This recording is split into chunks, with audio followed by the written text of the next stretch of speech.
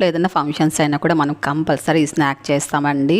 కానీ ఎప్పుడు ఒకేలా కాకుండా ఇలా డిఫరెంట్ టేస్ట్ చేయండి, చాలా బాగుంటుంది. ఒకసారి ట్రై చేసి చూడండి, ఇంకెప్పుడైనా సరే ఇలాగే చేయాలనిపిస్తుంది మీకు, అంత బాగుంటుంది. అలాగే వీడియో నచ్చినట్లయితే తప్పకుండా లైక్ చేయండి.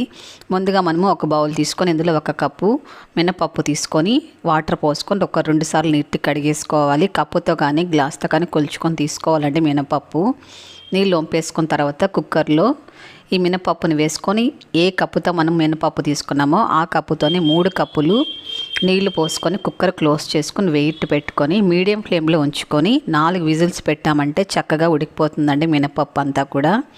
చూడండి, నేను మీడియం ఫ్లేమ్లో పెట్టుకొని 4 విజిల్స్ పెట్టాను, బాగా సాఫ్ట్గా ఉడికిపోయింది. ఇప్పుడు దీన్ని చల్లార పెట్టుకోవాలండి, బాగా చల్లగా అయిపోవాలి. చల్లారిన మినపప్పుని మనం మిక్సీ జార్లోకి తీసుకోవాలి. తర్వాత కారం ఎంత కావాలో అన్ని పచ్చిమిరపకాయలు కట్ చేసుకొని వేసుకోవాలి. అలాగే ఒక 6-7 వెల్లుల్లి పొట్టు తీసుకొని వేసుకోవాలి. అలాగే తగినంత సాల్ట్ కూడా వేసేసుకోవాలండి. ఇప్పుడే ఇందులో నీళ్ళు ఏం పోయకుండా మనము మెత్తగా మిక్సీ పట్టుకోవాలి. చూడండి, ఇలా బాగా మెత్తగా మిక్సీ పట్టుకోవాలండి. పలుకు అనేది అస్సలు ఉండకూడదు, బాగా మెత్తగా ఇలా మిక్సీ పట్టేసుకోవాలి నీళ్ళు పోయకుండా. ఇప్పుడు దీన్ని ఒక ప్లేట్లోకి తీసేసుకుందాము. మనం ఏ కప్పుతో మినపప్పు తీసుకున్నామో ఆ కప్పుతోనే 4 కప్పులు బియ్య పిండి వేసుకోవాలండి. మీరు షాప్లో కొన్న పిండి అన్న తీసుకోవచ్చు, లేకపోతే ఇంట్లో అడిచిన బియ్య పిండి అన్న తీసుకోవచ్చు అండి. ఇప్పుడు ఇదంతా కూడా మొత్తం కలిసేలా కలుపుకోవాలి. చాలా టేస్టీగా ఉంటుందండి, ఒక్కసారి చేసి చూడండి, మీకు చాలా నచ్చుతుంది. ఇప్పుడు ఇందులోనే 1 టేబుల్ స్పూన్ నువ్వులు వేసుకోవాలి. అలాగే 1 టేబుల్ స్పూన్ జీలకర్ర కూడా వేసుకొని మొత్తం కలిసేలాగా కలుపుకోవాలి. వాటర్ అనేది వేయకూడదండి, ఫస్ట్ మొత్తం కలిపేసుకోవాలి. ఒకవేళ సరిపోనట్లయితే మీరు కొద్దిగా వాటర్ అనేది చిలకరించుకుంటే సరిపోతుంది. నాకైతే వాటర్ అయితే ఏం పట్టలేదండి. నేను తీసుకున్న మినపప్పు పిండికి అయితే ఈ 4 కప్పులు బియ్య పిండి కరెక్ట్గా సరిపోయింది. కాస్త లూజ్ అయితే కూడా మీరు మళ్ళీ బియ్య పిండి కూడా వేసుకోవచ్చండి. ఇప్పుడు జంతికలు గొట్టం తీసుకొని లోపలంతా కూడా ఆయిల్ అప్లై చేసుకోవాలి. ఇప్పుడు పిండి దీంట్లో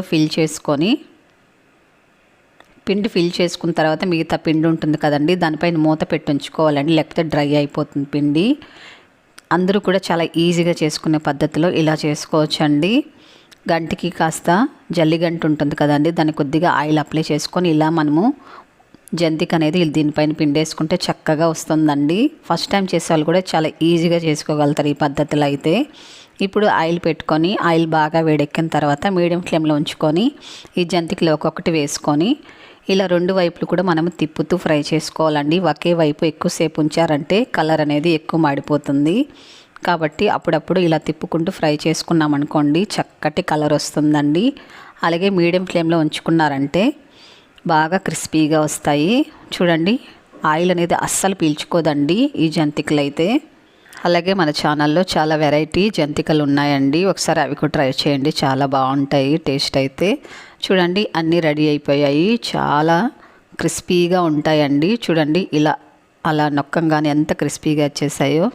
ఆయిల్ కూడా చూడండి అస్సలు పీల్చుకోలేదు, చాలా డ్రైగా ఉంటాయండి. టేస్ట్ అయితే ఇంకా చెప్పనవసరం లేదు, మీరు చేసి చూస్తేనే తెలుస్తుందండి దీని రుచి అనేది, అంత బాగుంటుంది. పిల్లలు స్నాక్గా ఇవ్వచ్చు, అలాగే మన పండుగల్లో కూడా చేసుకోవచ్చు, అలాగే సైడ్ డిష్ కూడా తీసుకోవచ్చు అండి. నచ్చింది కదా, అయితే వెంటనే లైక్ చేయండి, మీ ఫ్రెండ్స్ అందరికీ కూడా ఈ వీడియోని తప్పకుండా షేర్ చేయండి.